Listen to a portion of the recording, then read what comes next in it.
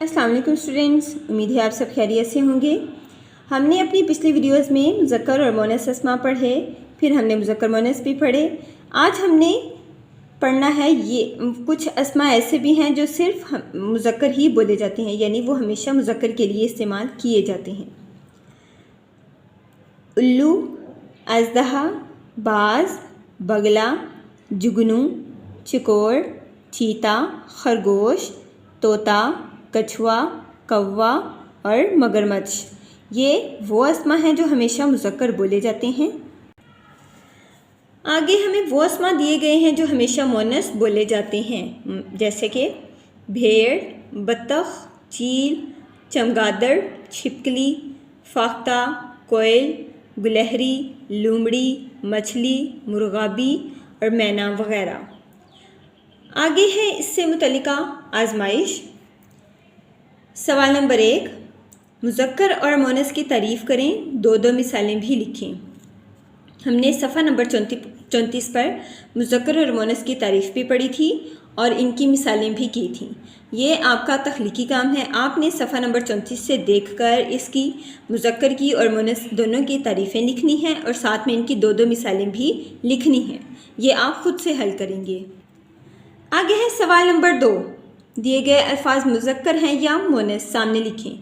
اب ہمیں چند الفاظ دیے گئے ہیں اور ان کے آگے جگہ بھی دی گئی ہے اور ہمیں کہا گیا ہے، ہم سے پوچھا گیا ہے کہ یہ الفاظ مذکر ہیں یا مؤنث۔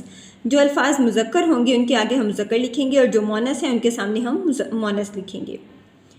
رحمان مذکر، بلبل مذکر، چاندی مؤنث، فروری مذکر، سونا مذکر، پاکستان مذکر، پیپل مذکر، لاہور مذکر، چمگادڑ مؤنث، فجر مؤنث، ہمالیہ مذکر، کیٹو مذکر۔ آگے ہے سوال نمبر 3، دیے گئے الفاظ کو اس طرح جملوں میں استعمال کریں کہ مذکر اور مؤنث کا فرق واضح ہو جائے۔ ہمیں الفاظ دیے گئے ہیں، ہم نے ان کے جملے بنانے ہیں اور ہم نے ان کے جملے اس طرح سے بنانے ہیں جنہیں پڑھ کر یہ واضح ہو جائے کہ یہ لفظ مذکر ہے یا مؤنث ہے، یعنی ہم نے ان کے مذکر یا مؤنث کے فرق کو واضح کرنا ہے۔ پہلا لفظ ہے جنوری۔ کیا ماہ جنوری شروع ہو گیا؟ اب ہم نے جملہ پڑھا تو ہمیں پتہ چل گیا کہ یہ لفظ مذکر ہے۔ پھر ہے ٹوکری۔ بچے نے تنکوں کی مدد سے ٹوکری بنائی۔ اب بنائی آخر میں دیا گیا ہے تو اس کا مطلب ہے کہ یہ لفظ مؤنث ہے۔ ٹوکری بنائی، ٹوکری بنایا نہیں بلکہ ٹوکری بنائی۔ آگے ہے جمعرات۔ جمعرات آ گئی لیکن گھر کا کام نہیں ہو سکا۔ جمعرات آ گئی، آ گیا نہیں بلکہ آ گئی، جس سے یہ واضح ہو گیا کہ یہ لفظ مؤنث ہے۔ پھر ہے اردو۔ اردو ہماری قومی زبان ہے۔ ہماری قومی، ہماری لفظ ہے تو جس سے یہ واضح ہو گیا کہ یہ لفظ بھی مؤنث ہے۔ اسی طرح باقی جو الفاظ دیے گئے ہیں، بہار، نیلا، دہی، فجر، کیلا وغیرہ، آپ نے ان کے جملے بنانے ہیں اور اس طرح سے ان کے جملے بنانے ہیں، یعنی ان کو اس طرح سے جملے میں استعمال کرنا ہے جن سے یہ واضح ہو جائے کہ یہ لفظ مذکر ہے یا مؤنث۔ باقی جو ہے یہ آپ کا تخلیقی کام ہے، آپ خود سے ان کے جملے بنائیں گے۔ آگے ہے سوال نمبر 4، دیے گئے جملوں میں نمایاں مذکر اسماء کو مؤنث اسماء میں تبدیل کر کے جملہ دوبارہ لکھیں۔ اب ہمیں جملے دیے گئے ہیں، ان میں سے کچھ الفاظ یعنی مذکر جو الفاظ ہیں، اسماء ہیں، ان کو نمایاں کیا گیا ہے، جس کے ہم نے ان نمایاں الفاظ کے ہم نے مؤنث لکھنے ہیں اور مؤنث میں اس کو تبدیل کر کے جملہ دوبارہ سے لکھنا ہے۔ میں آپ کا دوست ہوں۔ اب دوست جو ہے یہ نمایاں لفظ ہے، مذکر لفظ ہے، اس کو ہم نے مؤنث میں تبدیل کر کے ہم نے اس کا جملہ دوبارہ لکھنا ہے، تو جملہ ہم کچھ اس طرح سے لکھیں گے، میں آپ کی سہیلی ہوں۔ ہم یہ نہیں لکھیں گے کہ میں آپ کا سہیلی ہوں، بلکہ جب ہم نے مذکر کو مؤنث میں تبدیل کیا تو ہم نے اس کے ساتھ جو الفاظ تھے جملے میں مناسب تبدیلی کے ساتھ اس کو دوبارہ سے لکھا، تو جملہ ہم نے کچھ یوں لکھا، میں آپ کی سہیلی ہوں۔ میرا ملازم آج نہیں آیا، میری ملازمہ آج نہیں آئی۔ وہ میرے والد ہیں، وہ میری والدہ ہیں۔ بندر اچھل رہا ہے، بندریا اچھل رہی ہے۔ آگے ہمیں یہ جملے دیے گئے ہیں، آپ نے ان میں سے نمایاں الفاظ جو مذکر اسماء ہیں ان کو مؤنث میں تبدیل کر کے ان جملوں کو دوبارہ سے سامنے دی گئی متعلقہ جگہ پر لکھنا ہے۔ آگے ہے سوال نمبر 5، درست جملوں کے سامنے ٹک اور غلط جملوں کے سامنے کراس لگا کر جملے دوبارہ لکھیں۔ اب ہمیں جملے دیے گئے ہیں اور کہا گیا ہے کہ جو جملے غلط ہیں ان کے سامنے کراس لگائیں اور ان جملوں کو دوبارہ سے لکھیں، اور جو جملے صحیح ہیں، درست ہیں، ان کے سامنے بس ہم نے ٹک کا نشان لگانا ہے، جس سے یہ واضح ہو جائے کہ یہ جملہ درست ہے۔ پہلا جملہ ہے دہی بہت کھٹی ہے، یہ جملہ غلط ہے، ہم نے کراس کا نشان لگایا۔ اب ہم اس جملے کو دوبارہ سے لکھیں گے، دہی بہت کھٹا ہے۔ میرا سائیکل گم ہو گیا ہے، کراس لگایا، یعنی یہ جملہ غلط ہے۔ ہم نے لکھا اس کو دوبارہ، تو جملہ اس طرح سے لکھا، میری سائیکل گم گئی ہے۔ یہ ترازو میری ہے، یہ جملہ درست ہے، ہم نے درست کی نشاندہی کرتے ہوئے اس کے سامنے ہم نے ٹک کا نشان لگا دیا۔ آگے ہے میری ٹکٹ میرے پاس ہے، یہ جملہ غلط ہے، اس پر ہم نے کراس لگایا اور آگے جملہ لکھا، میرا ٹکٹ میرے پاس ہے۔